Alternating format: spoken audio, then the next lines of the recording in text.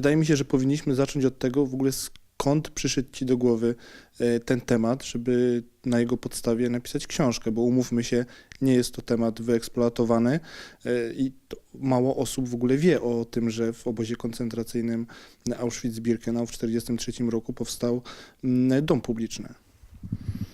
Tak, to jest dłuższa odpowiedź, która może zająć większą część czasu.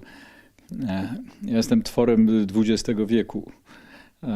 Większą część życia spędziłem w XX wieku, najpotworniejszym wieku w historii wszystkich cywilizacji. Nie wiem, czy kiedyś zadałeś sobie trud policzenia, ile było ofiar w XX wieku. Nie liczyłem.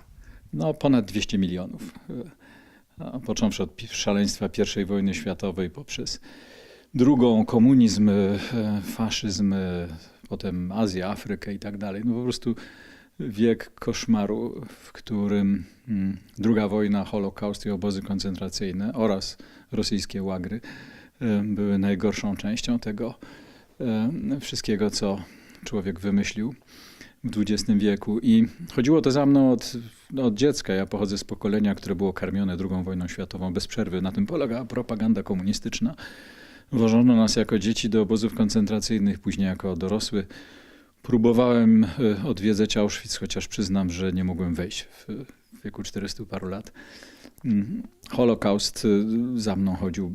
W mojej rodzinie jest 5 orderów Yad Vashem. No i fala antysemityzmu, która się w Polsce znowu zaczęła, też mocno mnie dotyka i denerwuje. Także czułem, że ten temat w końcu po prostu mnie dogonił. Chodził za mną przez całe życie i mnie dogonił. Jak zwykle trochę przypadkiem, bo Magda Łazarkiewicz, reżyserka, zaproponowała mi, żebym zastanowił się nad scenariuszem o tym temacie. Wskazała mi na 2 historyczki, Joannę Ostrowską i Agnieszkę Weseli, które zaczęły badać ten temat, zrobiły o tym dokument, napisały pracę. No i zobaczyłem nagle, że jest to sposób, żeby właśnie zmierzyć się z tym, co prześladuje mnie od wielu, wielu lat. Moja powieść jest częściowo fikcyjna, bohaterowie są fikcyjni, ale wszystkie fakty są bardzo dokładnie zdokumentowane wcześniej przez historyków i zastosowane przeze mnie. Poruszyło mnie też to, a może przede wszystkim to, że tym kobietom odmówiono statusu ofiar nazizmu. Już w trakcie wojny w obozie były ostracyzowane przez pozostałych więźniów, a po wojnie po prostu musiały się ukrywać, wstydziły się i bały się prawdy o sobie.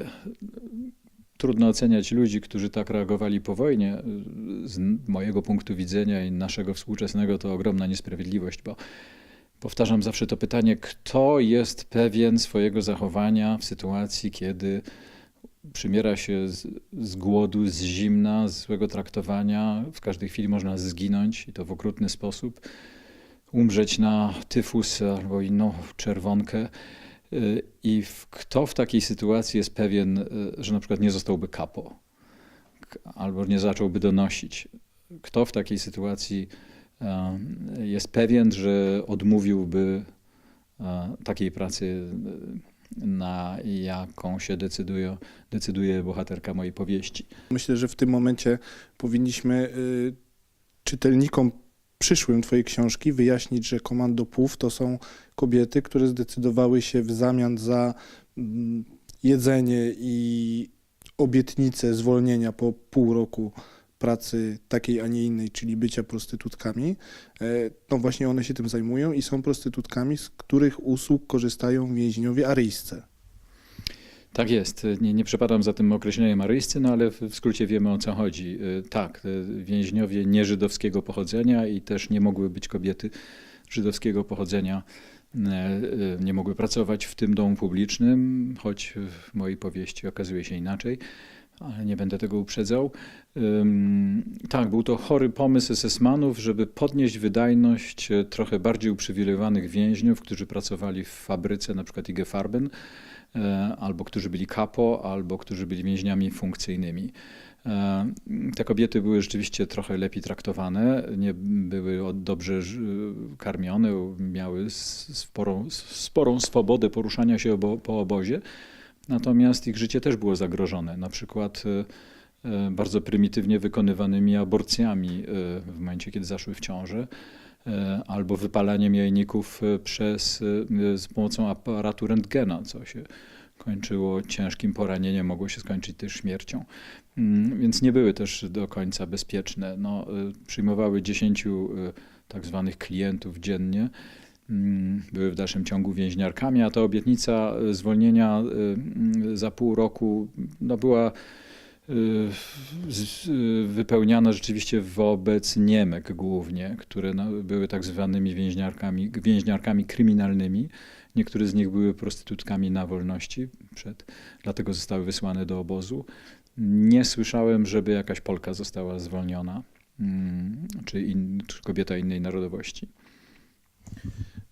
Czytając tę książkę, bardzo mnie ciekawiło, czy ty, przygotowując się do napisania tej powieści, czytając te wszystkie materiały, czy ciebie to po prostu po ludzku, psychologicznie nie przerosło i pomyślałeś, nie dam rady tego napisać po tym wszystkim, czego się dowiedziałem?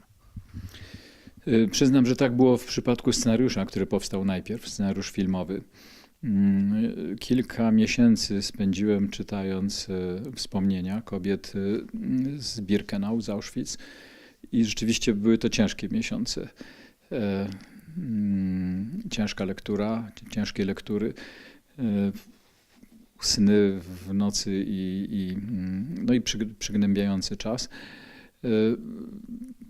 Jest coś takiego w warsztacie człowieka piszącego, że musi w pewnym momencie zdobyć dystans do tematu i powoli ten dystans się urodził podczas pisania scenariusza.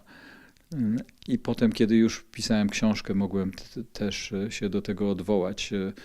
W dalszym ciągu to nie było łatwe, ale już to było po prostu możliwe rzeczywiście, bo masz rację, że miałem podczas tych lektur wątpliwości, czy siądę do tego scenariusza, czy ten koszmar nie zablokuje tego.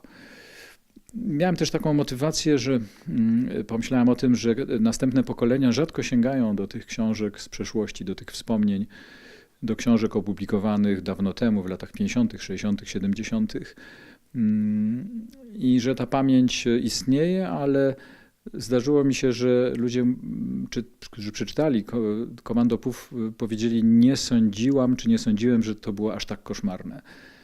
To znaczy, że jednak pamięć gdzieś się zaciera i że warto kolejnym pokoleniom przypominać o tym, co to było i co tkwi w naturze ludzkiej, co jest ciągle możliwe, bo przecież nie oszukujmy się, że można sobie wyobrazić znowu reżim totalitarny, który otworzy kolejne obozy i wyszkoli i znajdzie ludzi o skłonnościach psychopatycznych, sadystycznych, żeby wykonywali taką pracę, jaką wykonywali SS-mani w obozach. Jest jedna postać, która bardzo mnie zaintrygowała, czyli postać matki SS-mana, która próbuje, już nie mówmy w jaki sposób, prześledzić losy swojego syna, który był właśnie SS-manem w obozie. No i tutaj rodzi się pytanie, jak bardzo możemy być stygmatyzowani przez to, co robią nasi bliscy. Tak, to jest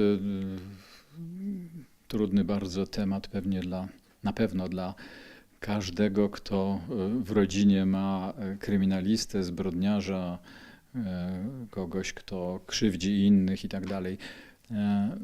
Chodziło mi też o to, aby pokazać postać osoby, która jest Niemką, a nie została zarażona nazizmem.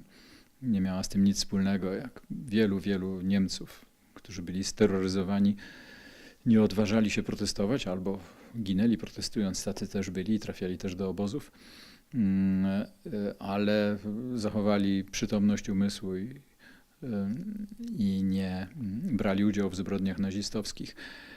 Wyobraziłem sobie właśnie tak myślącą matkę człowieka, który jest zbrodniarzem wojennym i która nie przestaje go kochać, no bo trudno sobie wyobrazić matkę, która przestaje czuć cokolwiek nawet do syna, który powiedzmy popełnia, który zabija kogoś.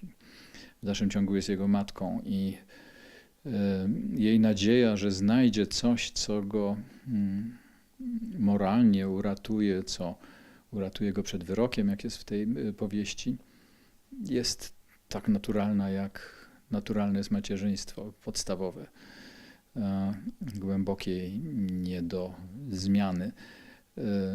No a to, o czym się w końcu dowiaduje, powoduje, że czuje się coraz bardziej w tym samotna i coraz bardziej beznadziejnej. Znajduje się sytuacji, na końcu jednak jakąś tam nagrodę otrzymuje, jak wiesz. Więc była dla mnie równie ważną postacią, jak i ta dziewczyna, jak i ta młoda kobieta, która dostała się do obozu.